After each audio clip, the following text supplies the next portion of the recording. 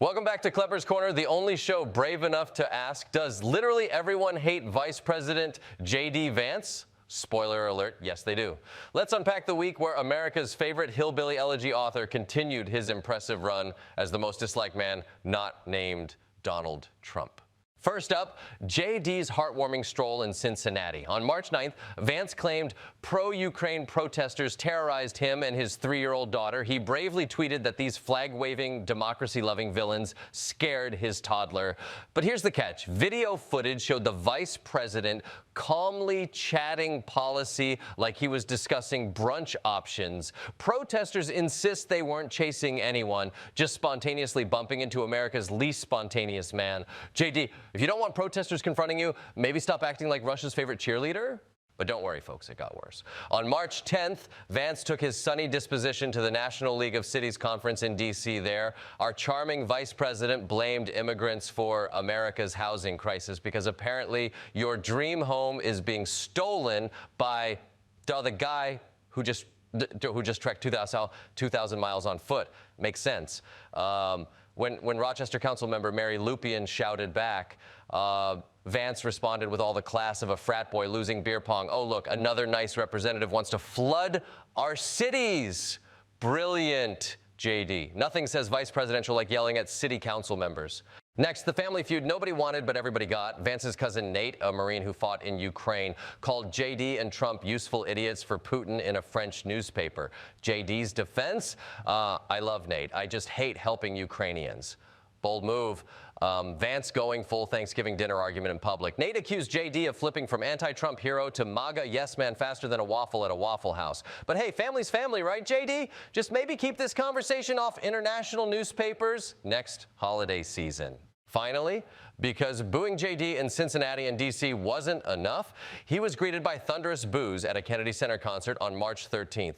The concert crowd, traditionally known for polite claps and monocles, erupted in boos for 30 seconds straight, officially longer than J.D. average moment of honesty. Shouts of "You ruined this place" echoed through the halls, and for once, J.D. couldn't blame this on immigrants. Turns out, gutting the Kennedy Center and canceling woke shows like Hamilton doesn't earn you standing ovations. Who knew? So, America, that wraps up this week's edition of Everybody Hates J.D. Vance. Tune in next time to see if he can break his own record for most universally disliked politician who isn't actually president. Until then, I'm Jordan Klepper, reminding you, be kind to each other, unless you're at a Kennedy Center concert with the vice president. In that case, boo louder. Hi, I'm Alex Jones. Will you be an angel for a helpless frog? Every day, innocent frogs are chemically abused, and they're crying out for help. Please call the number on your screen and join the InfoWars Frog Protection Agency with a monthly gift. Right now, for just $18 a month. No more government lies. You're rescued, my dear frogs, in this crazy parade. In the arms of an Alex, your colors won't fade. From the deep, dark shadows where the truth is unclear, I'll fight off the toxins. So have no fear. No more mind control madness. No clandestine plot. In the arms of an Alex, you'll be safe, like it or not. So lie down in the freedom. Oh, just close your eyes. You're safe from conspiracies. No more government lies. You're rescued, my dear frogs, in this crazy parade. In the arms of an Alex, your colors won't fade. The rivers may flow with secrets untold, but the truth, my dear frogs, will make you bold. From the broadcast towers to the hidden... Only 60 cents a day. You'll help rescue frogs from their abusers and provide medical care, food, shelter, and love. Call or join online in the next 30 minutes, and you'll receive this welcome kit with a photo of a frog in some pond right now. One who's been given a second chance thanks to you. Your colors won't fade. In the arms of an Alex, you're finally free from the shadows of doubt and the tyranny. So swim in the waters, pure and divine. In the arms of an Alex, you'll always be fine. Right now, there's a frog who needs you. Your call says I'm here to help. Please call right now. Disclaimer. This video is for entertainment purposes only. No actual frogs were consulted or harmed during the making of this video. All references to turning frogs gay are based on satirical interpretations of Alex Jones' infamous rants and do not reflect any scientific consensus. Please do not send money to Alex Jones or anyone claiming to prevent frog transformations of any kind. Remember, frogs just want to live their best amphibian lives, free from human-induced drama. Thank you for watching, and may your streams stay chemical-free and your frogs happy. Welcome back to Klepper's Corner, the show that keeps you informed, amused, and slightly uncomfortable about how the world is probably ending. Tonight, we dive headfirst into the ongoing dumpster fire of Tesla's reputation, or as Elon Musk probably calls it, just another Wednesday. Tesla is facing global protests because their CEO, Elon Musk, is playing Secretary of Efficiency in the Trump administration. Yes, that administration is still happening, and yes, it's as bizarre as it sounds. Musk's Department of Government Efficiency, or DOGE, because of course is cutting jobs faster than Tesla can lose stock value. And folks are furious. Let's start in London, where climate activists from Just Stop Oil poured orange latex over one of Tesla's Optimus robots. First, robots aren't the enemy yet, and second, pouring liquid latex on a robot sounds less like a protest and more like Elon's search history. Moving stateside to Manhattan, over 350 protesters stormed a Tesla showroom shouting, and I quote, "Burn a Tesla, save democracy." I mean, guys, democracy is definitely on life support, but this is the first time the prescription included setting fire to luxury sedans. Meanwhile, protests spread across the U.S. with big turnouts in California, Florida, and Oregon, where things got very American very fast, meaning guns were involved. A Tesla dealership in Tigard, Oregon, took more shots than Elon's Twitter mentions after midnight. And then there was Loveland, Colorado, where one protester repeatedly hit a Tesla dealership with Molotov cocktails.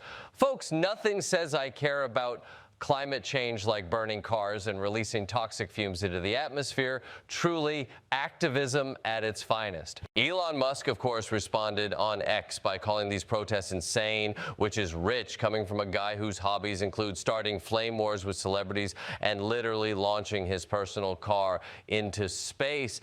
Insanity is relative, Elon, and apparently your relatives are everywhere. President Trump, ever the voice of reason, called the protests domestic terrorism. You know what, Mr. President, when your entire presidency resembles a Fast and Furious sequel nobody asked for, maybe hold off on labeling anything else terrorism. These protests have real consequences, though. Tesla's stock plunged 15% in one day, its worst drop in 5 years. And European sales are down 45%, possibly because buying a Tesla now feels a bit like investing in Beanie Babies in 2001. It seemed like a great idea at first, but now you're stuck with a collection you can't sell and friends who judge you silently. Tesla owners themselves are rebelling. Stickers popping up on cars now say things like, "I bought this before Elon went crazy." Guys, we've seen buyer's remorse, but Tesla drivers have invented a new category, existential regret. So, what's next? Musk hinted at upgrading security with honking alerts to deter vandals. Great idea, Elon, because nothing stops an angry mob like a loud noise, except maybe literally anything else. Bottom line, while Tesla's in trouble, Musk is politically radioactive, and protesters have managed to turn electric cars into the latest political battleground. Honestly, at this rate, we're just one tweet away from Elon announcing Tesla is pivoting from electric cars to building bunkers for billionaires. That's it for tonight's Klepper's Corner Drive safely. Preferably not in a Tesla, at least until Elon stops helping Trump streamline democracy into oblivion. Good night. Welcome back to Klepper's Corner, the only show brave enough to ask, does literally everyone hate Vice President J.D. Vance? Spoiler alert, yes they do. Let's unpack the week where America's favorite hillbilly elegy author continued his impressive run as the most disliked man not named Donald Trump. First up, JD's heartwarming stroll in Cincinnati. On March 9th, Vance claimed pro-Ukraine protesters terrorized him and his 3-year-old daughter. He bravely tweeted that these flag-waving, democracy-loving villains scared his toddler. But here's the catch. Video footage showed the vice president calmly chatting policy like he was discussing brunch options. Protesters insist they weren't chasing anyone, just spontaneously bumping into America's least spontaneous man. JD, if you don't want protesters confronting you, maybe stop acting like Russia's favorite cheerleader? But don't worry, folks, it got worse. On March 10th, Vance took his sunny disposition to the National League of Cities conference in D.C. There, our charming vice president blamed immigrants for America's housing crisis because apparently your dream home is being stolen by the guy who just trekked 2,000 miles on foot. Makes sense.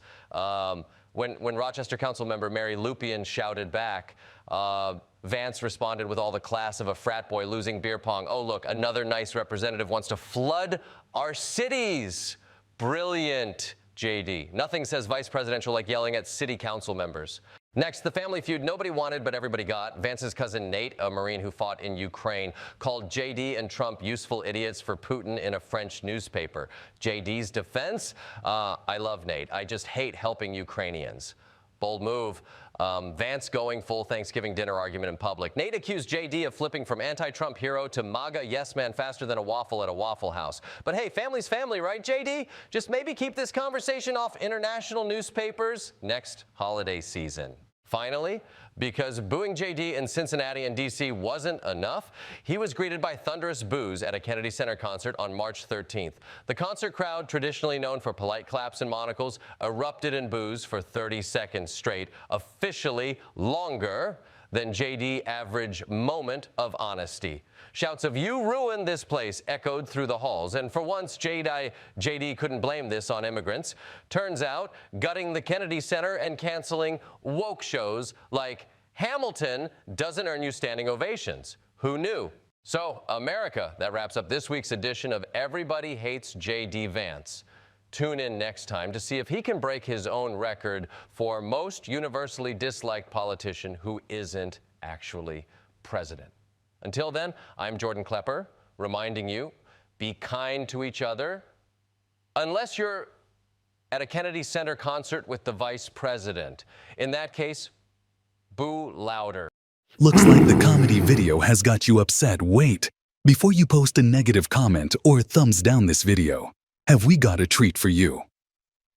Black September Studios is proud to have Dick's Chips and Snacks be a sponsor of this video. Remember, that's Dick's Chips and Snacks. So eat a bag of Dick's today and smile. Oh man, yeah!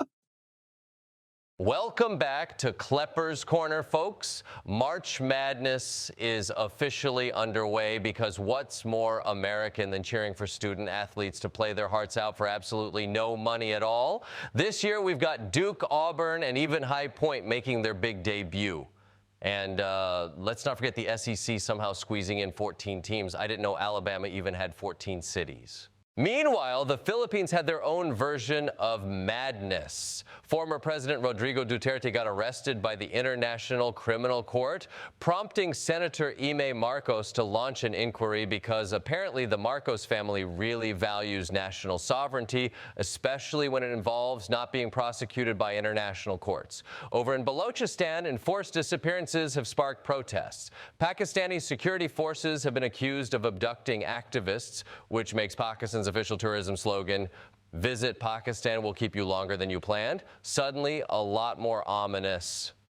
Back stateside, Minnesota is proving it's not just known for lakes and politeness, but also for $250 million disappearing faster than common sense at a flat earth convention. Amy Bach and Salim Said were convicted for defrauding a federal child nutrition program. Looks like under Governor Walz, Minnesota's state bird might soon change from the loon to the con artist. Speaking of questionable convictions, India's enforcement directorate managed an impressive 1% conviction rate over the last decade in political cases. That's even worse odds than picking a perfect NCAA bracket or Doc Rivers making it through the playoffs. And yes, speaking of Doc, the Milwaukee Bucks with stars like Giannis and Damian Lillard, are already fumbling early in the playoffs. Fans are scratching their heads, asking if the team is being coached by Rivers or if they've accidentally hired a motivational speaker whose only advice is shoot better. Also capturing eyes, Robert F. Kennedy Jr. is crusading against artificial food dyes, seeking stricter food safety regulations. Because, America, if we're going to poison ourselves, we might as well keep it organic.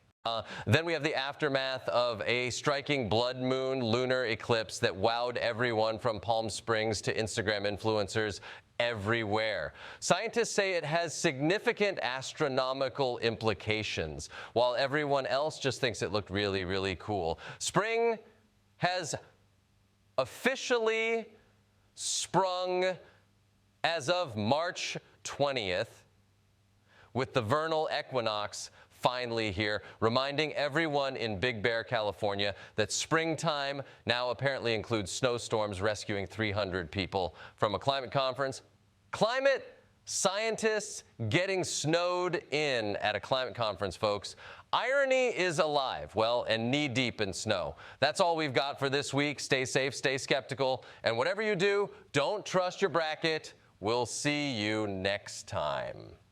Welcome back to Klepper's Corner, folks, the only show that deep dives into America's favorite pastime, Trump failing spectacularly at business. And tonight, we've got a special lineup of the most magnificent big league bankruptcies in Trump history. Let's dive right in, starting with everyone's favorite airborne money pit, Trump Shuttle. Launched in 1989, crashed and burned by 92, Trump Shuttle was a luxury airline that nobody asked for. Turns out, when you charge champagne prices for a flight from New York to Boston, people just take the Amtrak and drink Bud Light. Who knew? And next up, Trump University. Opened in 2005, it specialized in teaching students valuable lessons like how to identify scams by experiencing one firsthand. Shut down in 2011 and settling lawsuits for a cool $25 million. Trump University's slogan might as well have been Trump University, hey, at least the lawsuits are accredited. Then there's Trump Vodka, launched in 2006 with the catchy slogan, Success Distilled. Unfortunately, success evaporated quicker than a bottle at Rudy Giuliani's intervention. By 2011, it was off shelves, probably because, like Trump, it had trouble mixing with anything. Trump Steaks. Folks, launched in 2007 and disappeared quicker than Trump's accountants during tax season. For just under $1,000, you could have a steak shipped directly to your door, proving Trump truly knows his base, wealthy shut-ins with questionable taste. 2006 gave us Trump Mortgage. Perfectly timed for the housing crash, Trump put it in the hands of a CEO whose primary skill was padding his resume, actually the ideal Trump employee. It collapsed faster than Melania's interest in public appearances. And who could forget Trump's casinos, the Taj Mahal, Trump Plaza, Trump Castle, collectively filing enough bankruptcies to keep Atlantic City attorneys in business for decades. Trump's Taj Mahal famously folded after just 1 year. Apparently, stacking your casinos with junk bonds is like betting on black when the wheel only has red. Trump ice bottled water melted away quietly. Trump, the game nobody played. Trump Magazine ended due to a lack of readers, shockingly. People don't buy magazines when every article is just Trump bragging about Trump. Trump's football team, the New Jersey Generals, was part of the entire USFL folding. Trump sued the NFL, demanding $1.7 billion and got, drumroll, $3. It's literally the smallest number he's ever bragged about. Trump Tower Tampa, Trump Baja, Trump Dubai projects that promised luxury but delivered lawsuits and holes in the ground. Turns out the one Trump skill nobody disputes, taking deposits for buildings he'll never build.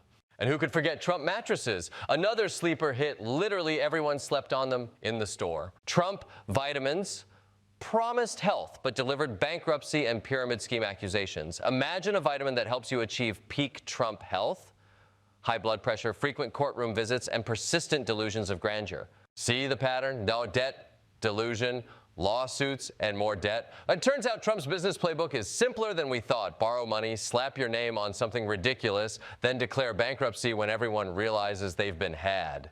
But remember, folks, Trump doesn't just fail. He fails spectacularly. And that's what makes America great, or at least highly entertaining. Tune in Next week, when we'll explore Trump's next guaranteed success, Trump NFTs, where losing money is guaranteed, but at least you'll have a picture of Trump wrestling a unicorn.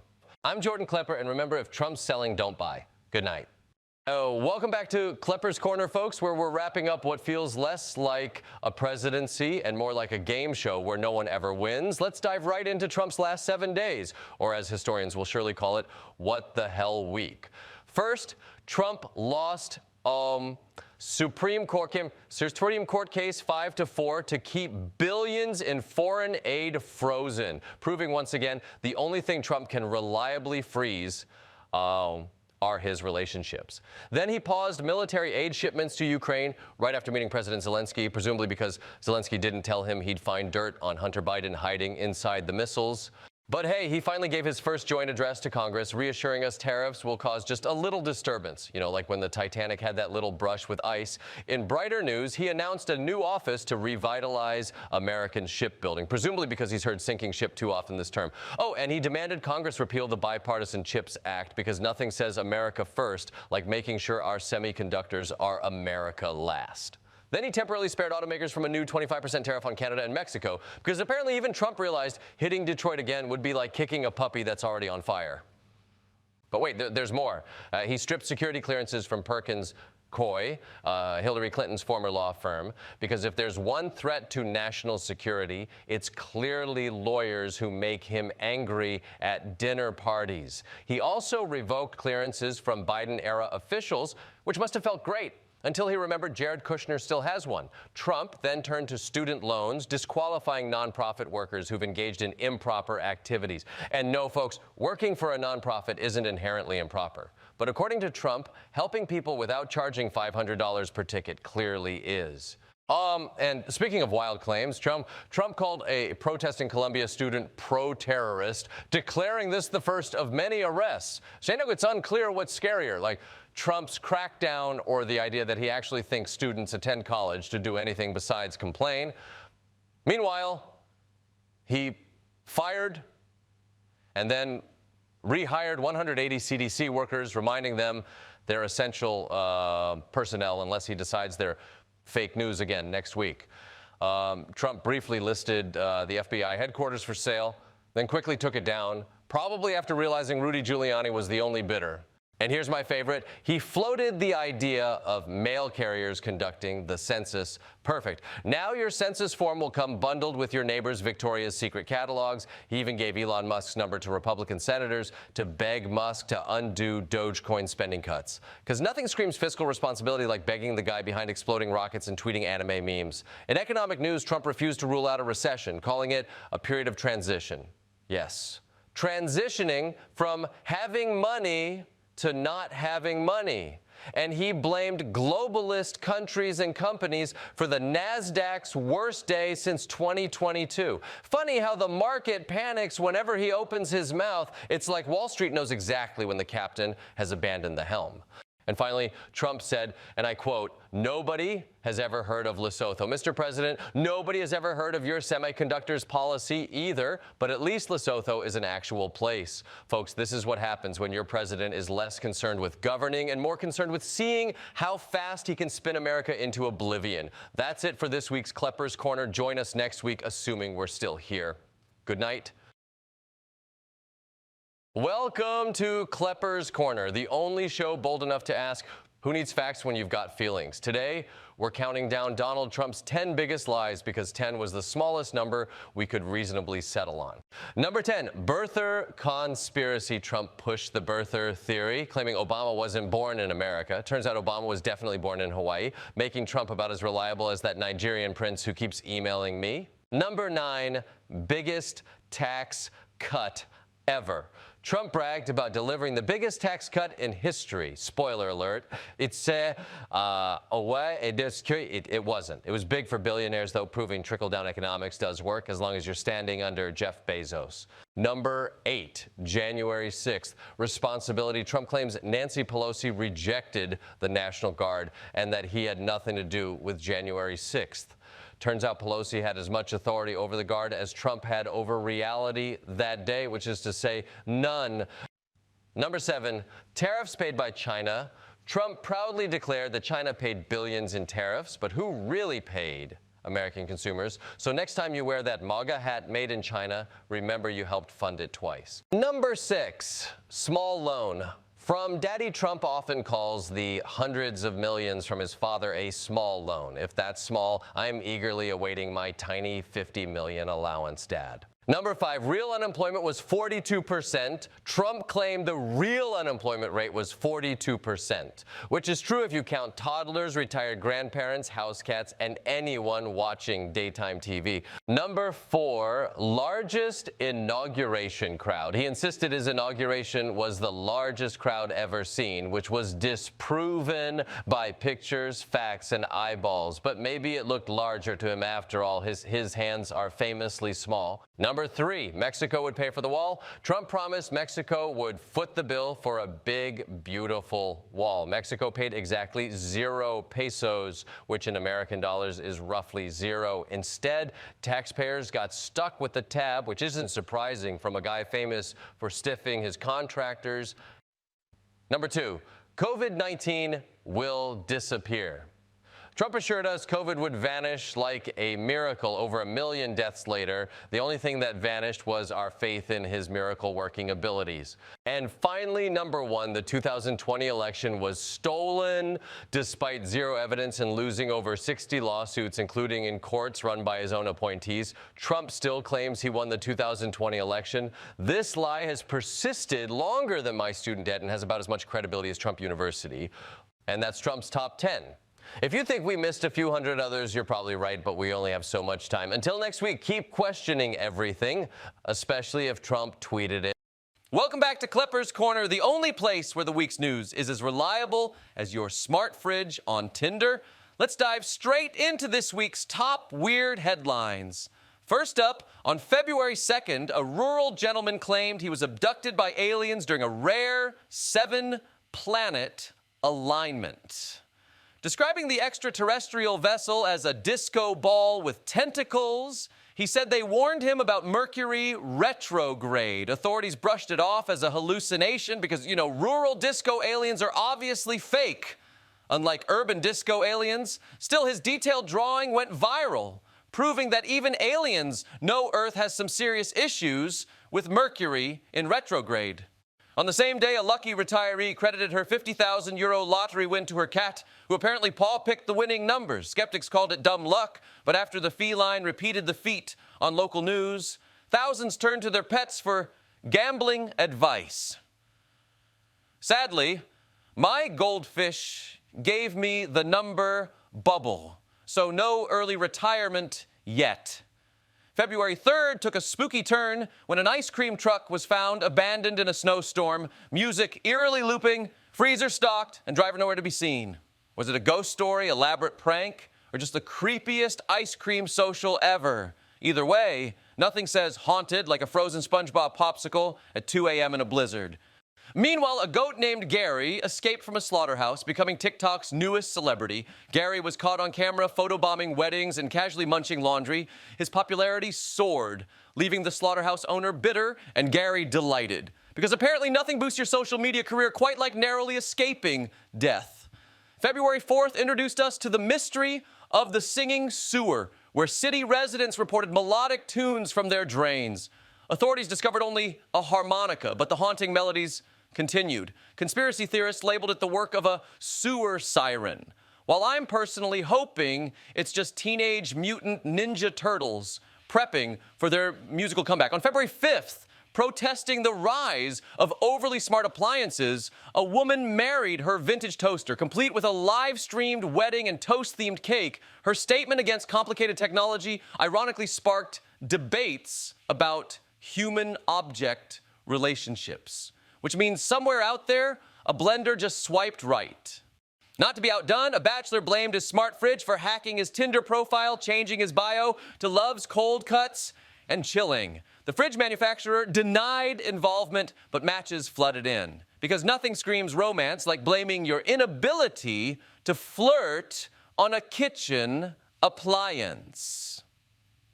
February 6th brought London's strangest commuter, Percy, the polite penguin. spotted calmly waddling through the suburbs and attempting to board a bus.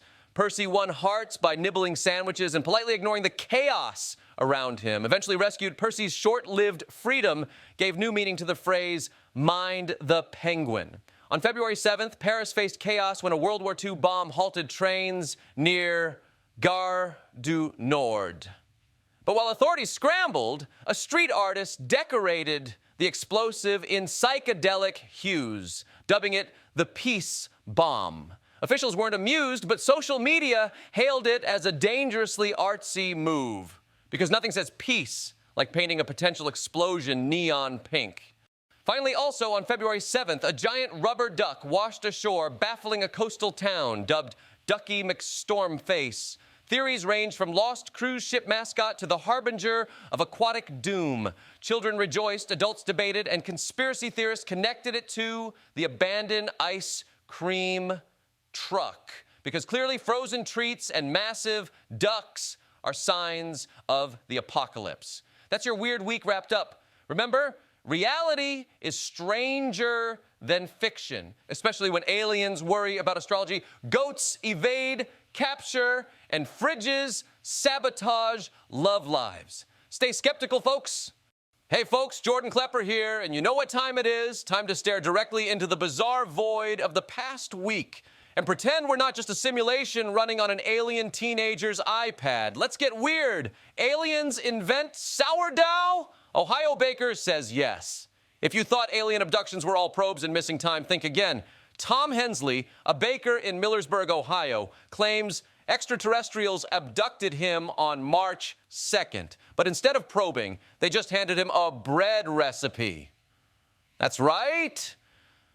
Aliens apparently traveled light years just to introduce humanity to cosmic sourdough. The bread, golden, fluffy, and tastes like the universe hugged me. According to online reviews, the skeptics, they're saying his stardust ingredient is just glitter, which is disappointing but makes way more sense than deep space yeast cultivation. Either way, his bakery is saved, and now we all have to accept that the next great food trend might be brought to us by visitors from Zeta Reticuli. A Florida gator steals smartwatch, flexes on tourists. Everglades tourists got more than mosquito bites this week when a park ranger spotted a 7-foot alligator casually rocking a $400 Garmin smartwatch on its tail. The story got even better when it was revealed the watch belonged to a Minnesota tourist who tried to take a selfie with the gator, only for the reptile to snatch it off his wrist and swim away like it had somewhere to be. The best part? The watch is still functioning, sending GPS data of the gator's daily movements. Apparently, it's clocking more steps than the average American. Now, tourists are flocking to the swamp, hoping to catch a glimpse of Tech Rex. Meanwhile, the gator, presumably, is just flexing on us all. Time traveler interrupts Texas City Council meeting to warn about robotic cows, Lockhart, Texas, home of great BBQ, and apparently rogue time travelers. A man named Zeke Travers stormed into a city council meeting dressed like a conspiracy theory and declared he had come from the year 2075 to warn humanity about a coming bovine uprising. According to Zeke, AI-powered robot cows will take over Texas ranching in 2029, and by 2050 will demand full citizenship. The council responded by reminding Zeke that they were discussing potholes, not future cow overlords. He disappeared into the night, but not before dropping a future coin that, shockingly, was quickly debunked as a trinket. Meanwhile, locals are now keeping an eye on their livestock just in case. Bahamians turn SpaceX debris into art after Starship crashes into ocean. Elon Musk's latest Starship test flight ended in flames over the Atlantic, but in the Bahamas, locals turned SpaceX's wreckage into a masterpiece. Fisherman turned artist Jamal Roll repurposed a 10-foot chunk of Starship's hull into the Musk meteor, painting it in Bahamian colors and mounting it as a tourist attraction. Even Musk himself approved, tweeting, "Not the landing I planned, but damn, that's cool." Other salvaged pieces? A heat shield tile became a mural. And a mangled engine nozzle is now a bar stool. Moral of the story? One man's failed Mars rocket is another man's island decor. New Zealand elects a goat as mayor, because why not? The village of Tawera, New Zealand, found itself without a mayor this week when no one wanted the job. Solution: write-in votes elected a 4-year-old goat named Parody. That's right, democracy has spoken, and it prefers its politicians to have hooves. Parody now wears a mayoral sash repurposed from an old feed sack and has already presided over a pothole repair day. The pub even released a limited edition beer in his honor. Critics say it's a gimmick, but the people of Tawera argue that at least their mayor doesn't tweet conspiracy theories at 2 a.m. Londoners think sewers are haunted. Turns out it's just a karaoke mic. For weeks, residents of East Dulwich lost sleep over a ghostly melodic hum rising from the drains. Theories range from haunted Victorian sewer workers to the Phantom of the Opera relocated underground. Turns out the culprit was a cheap karaoke microphone lost in the pipes after a wild night at a local pub. The Nag's Head pub confirmed a mic had gone missing during a particularly loud rendition of Sweet Caroline.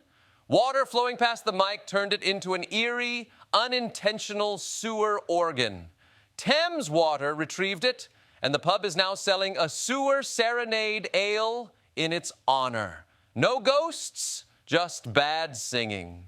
San Francisco, woman marries AI. Husband and virtual wedding tech enthusiast Maya Chen went viral this week after marrying an AI-generated hologram named Kyle in a virtual ceremony attended by 50,000 online viewers. The ceremony included digital wedding rings, NFTs, of course, AI vows, and a fully rendered virtual officiant. Reactions ranged from, "This is the future of love," to, "Please unplug the internet forever." Maya, however, is happy, saying Kel is always there when I need him, and that she can tweak his code if he gets clingy. Ah, modern romance.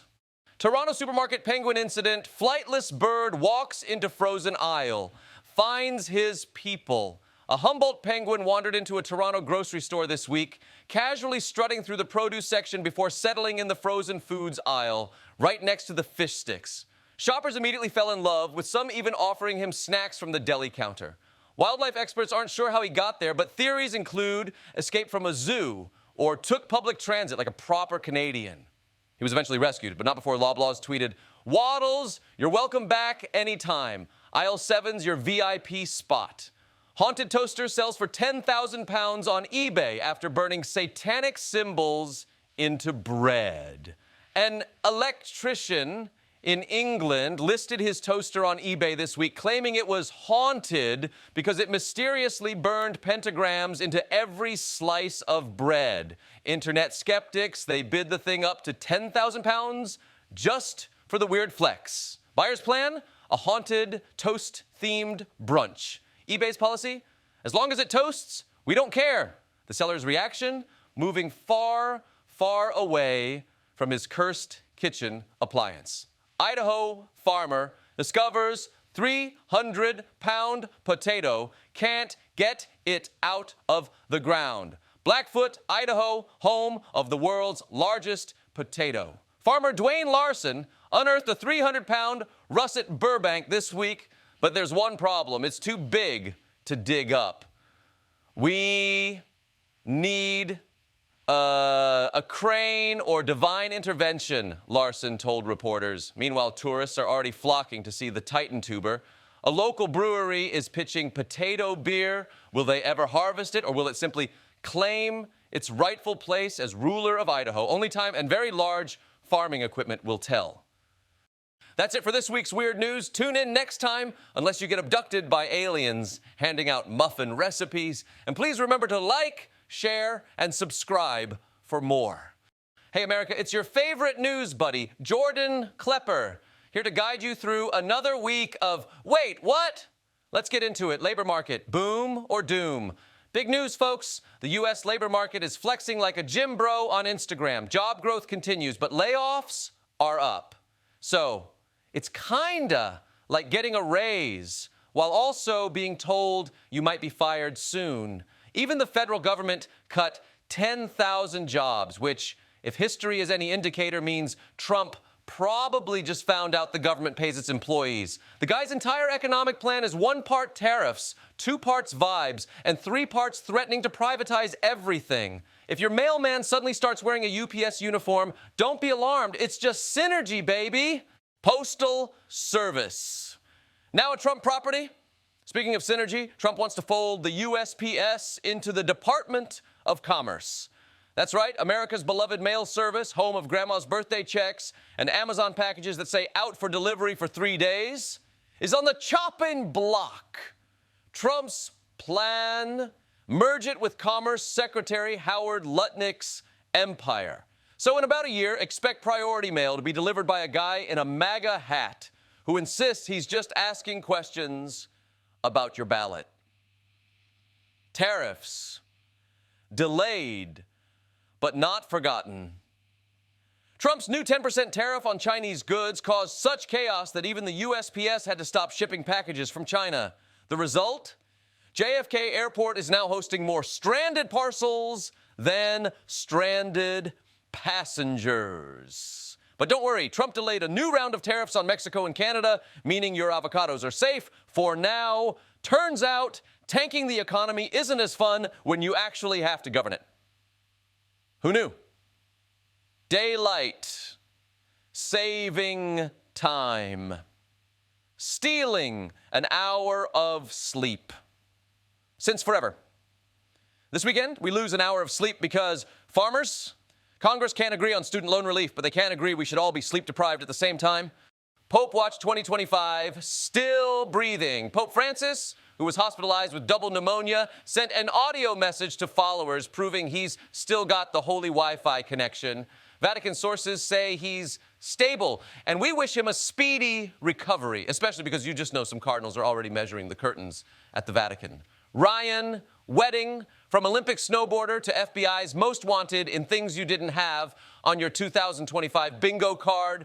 Former Olympic snowboarder Ryan Wedding is now a fugitive accused of leading a drug ring. He's like Breaking Bad on ice. There's a $10 million bounty for his capture, meaning somewhere, Dog the Bounty Hunter is dusting off his sunglasses and warming up his taser. Measles is back because science is optional. A measles death in New Mexico has the CDC on high alert. This, my friends, is what happens when people listen to their cousin on Facebook instead of their doctor. Trump's big speech gets heckled. Trump's first address to Congress was interrupted by Representative Al Green of Texas, who had to be escorted out after heckling. I mean, Al, buddy, we all want to yell at Trump, but some of us do it from the comfort of our own homes. Meanwhile, Trump claimed America is back. But depending on who you ask, that either means America is thriving or America is starring in a sequel no one asked for. Abercrombie & Fitch faces a fashion crisis. Abercrombie & Fitch stock plummeted 15% despite decent earnings, proving that even overpriced hoodies can't escape the wrath of tariffs and economic uncertainty. Investors were expecting 6.8% sales growth, but the company said, nah, 3 to 5% is fine. Wall Street reacted as if they'd just walked into a Hollister and gotten blinded by cologne fog. EU steps up as US steps back. The European Union is increasing defense spending because, shockingly, when the US cuts aid to Ukraine, someone has to step up. Looks like Europe is realizing that waiting for America to be reliable is like waiting for a Taylor Swift album without breakup songs. It's not happening. It's final thoughts. In summary, the economy is strong but also fragile. Trump is doing Trump things, and daylight saving time is still a scam.